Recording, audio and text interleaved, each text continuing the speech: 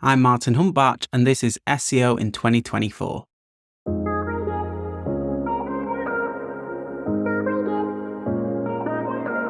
Martin, what's your number one SEO tip for 2024? My number one tip for 2024 would be to listen to your customers first and then validate it with SEO research. Okay, so how do you listen to your customers? Are we talking about face-to-face, recordings, surveys, something else? Yeah, I think there's lots of ways, and obviously it depends on your business. For instance, a SaaS company might have to really dig deep through their customer support tickets or run regular workshops or webinars or Q&A to really get to the bottom of what it is that their clients and customers and potential customers are truly having problems with. It should really help dictate what activity you do as an SEO. A lot of the times we're too reliant on keyword research tools and data on the technical side rather than just actually picking up the phone and speaking to our clients and customers and the people who are interested in the overall topic. It's just a huge mistake that I think a lot of SEOs fall into because, understandably, who wants another Zoom call? Who wants to pick up a phone? Who wants to use old school methods when we have such a amazing technology available? And I get it. And I've done this too. It's just when I've found that I'm more ingrained within the conversations that are happening with our clients, customers, then I'm able to create better content. We're able to have a bigger impact because we're creating really important content that gets to the nooks and crannies of what problems they're facing in their day-to-day. And SEO tools sometimes don't give you all of the information. So is there any magical question that you ask your customers? I mean, something like, what page brought you to us, or why did you actually make that decision to do business with us? Or are there any questions that really get to the crux of what content you should be creating in the future as a result of that feedback from customers? Yeah, actually completely different kind of path that I take with questions. Rather than trying to track the customer journey in terms of the technical clicks and visits and where they found us from, and even what keyword they typed in.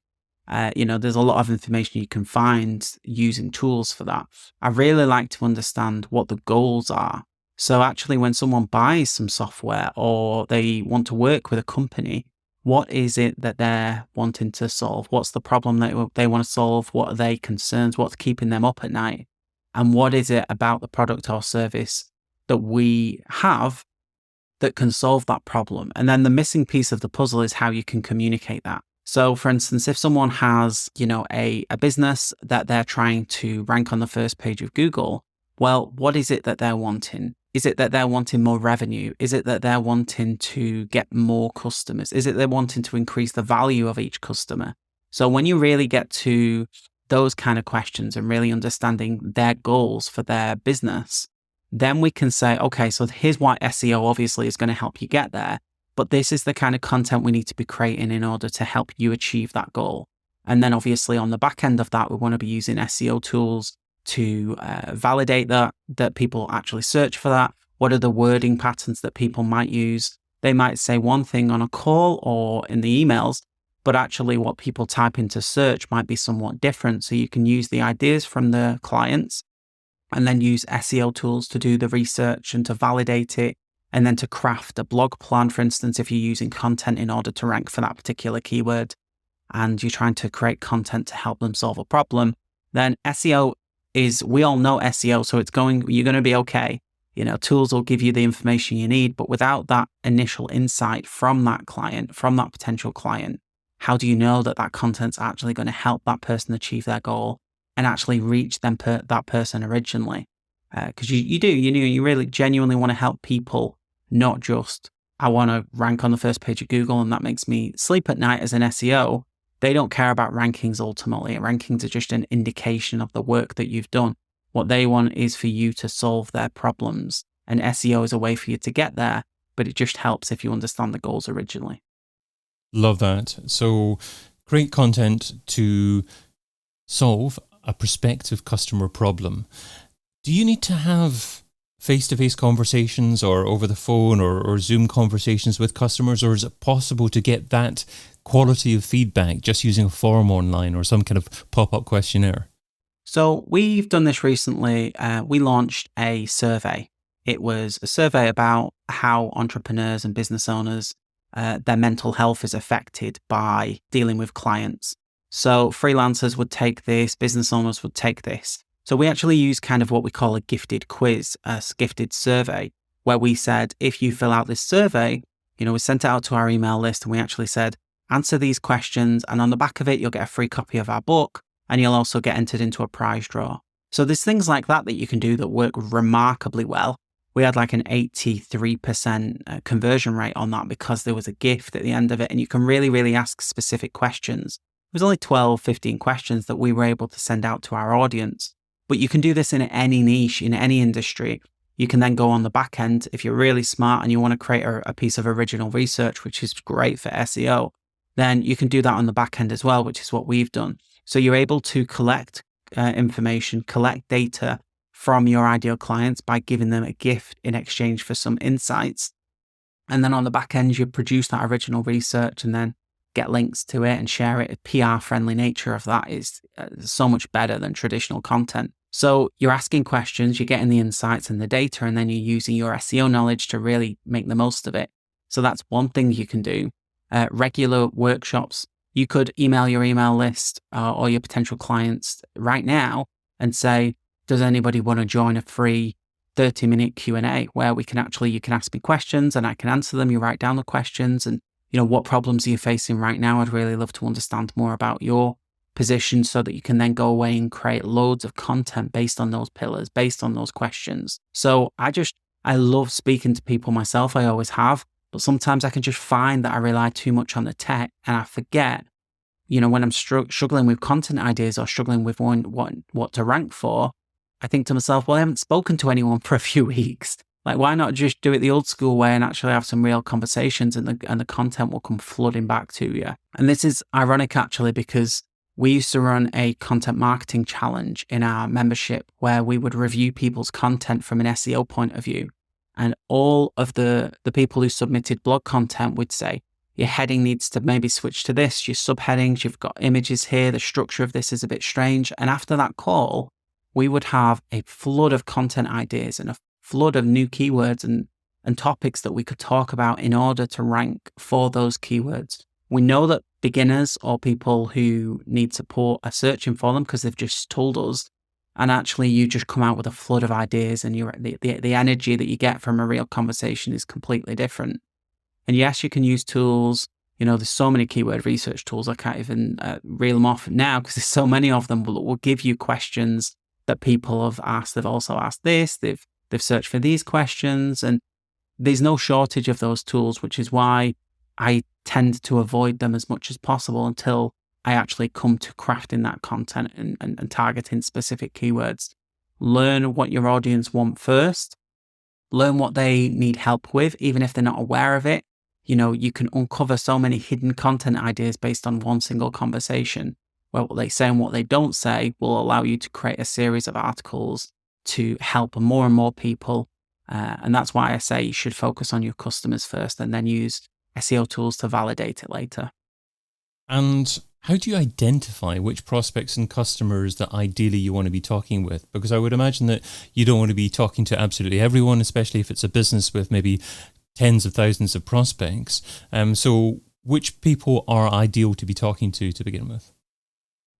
I think if you find that you have some sort of community element to a product or service. So for instance, one of our clients has a Facebook group.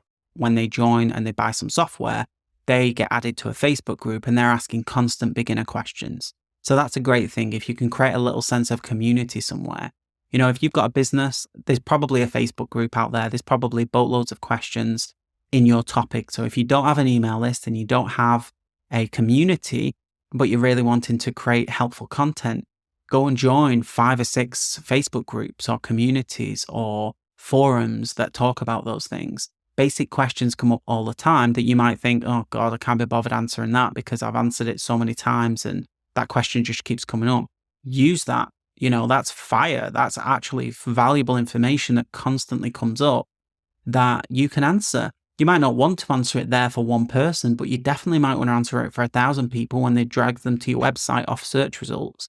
So there's just so many avenues you've got. You've got customer support tickets. You've got, the Facebook groups of your own Facebook groups or topic Facebook groups. You've got even, SEO tools have Facebook groups. So if you're wanting to create SEO content, and there's a ton of SEO Facebook groups you could join to learn the beginner questions that people are asking, just use that to your advantage and really, really try to craft some sort of a content plan or website that is the best resource on that topic. And, your best version of that resource, where it's transparent, open, honest. You're answering these questions as if you are the Google of your industry. And you can only really do that from really listening to your clients.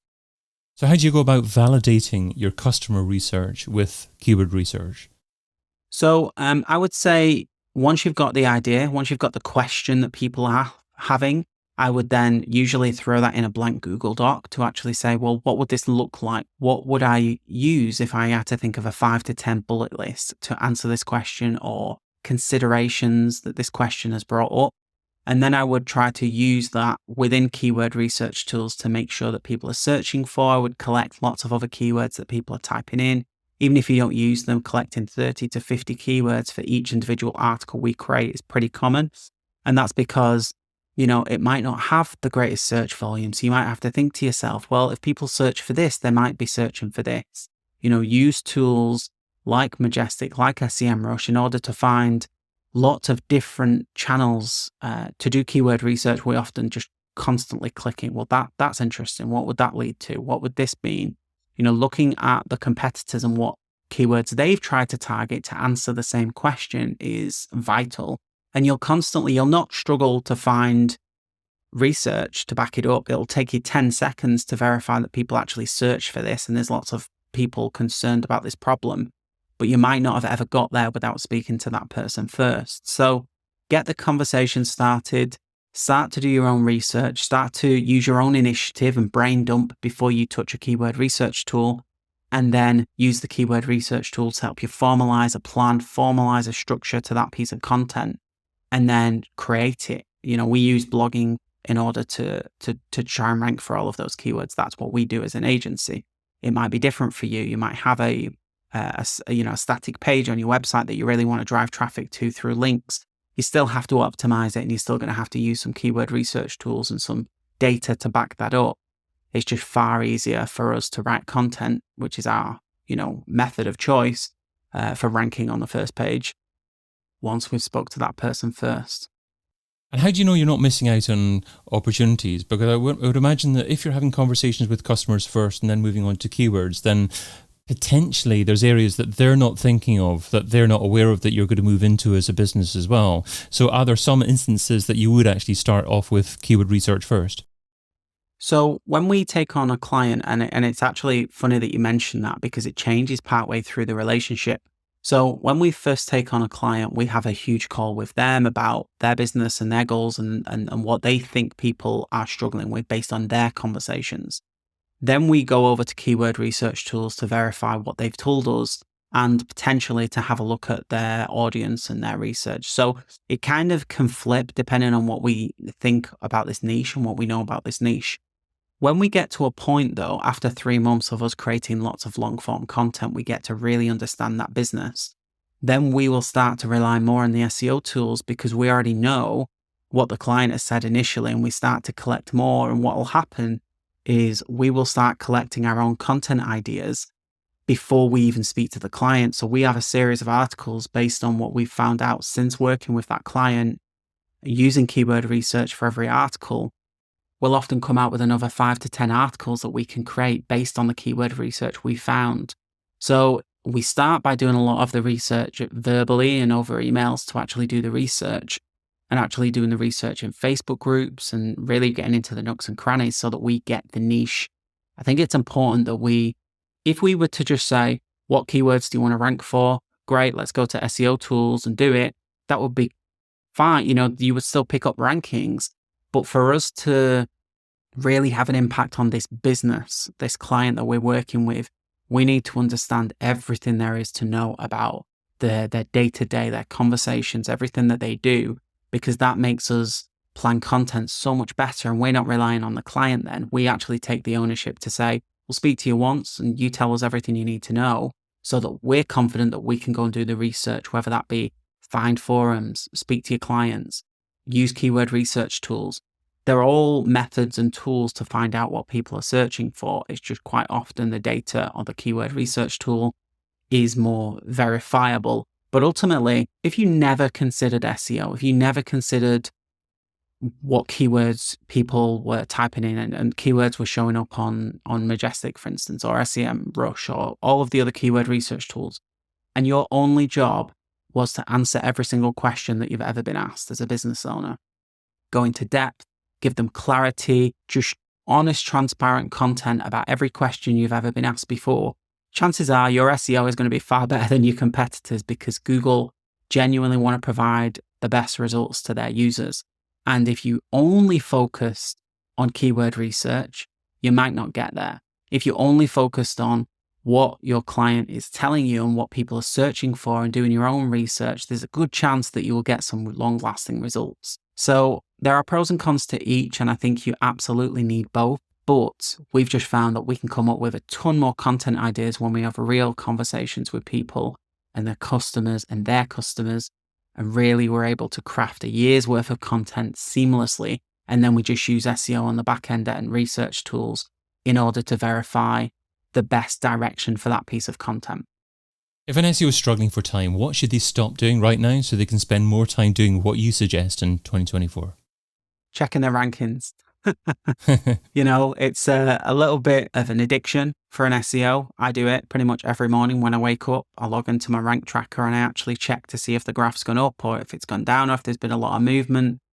It has zero impact on the client's rankings when you're checking rankings.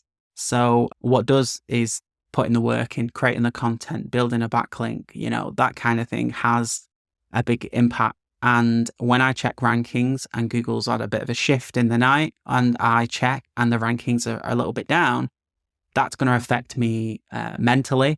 Even if it's only a small, it might frustrate me rather than make me upset, but it's still a tiny little bit of frustration when you're just about to hit the ground running for your day.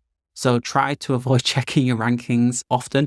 This is something I used to do when I was in sales, is I used to check my numbers all the time when I wasn't with a client, instead of finding a new client or finding, a new way to improve a client. So try to avoid checking your rankings too frequently. Martin Huntbach is the co-founder at Jammy Digital, and you can find him over at jammydigital.com. Martin, thanks so much for being part of SEO in 2024. Thanks so much. Appreciate you having me. I've been your host, David Bain. Get your copy of SEO in 2024, the book, over at seoin2024.com.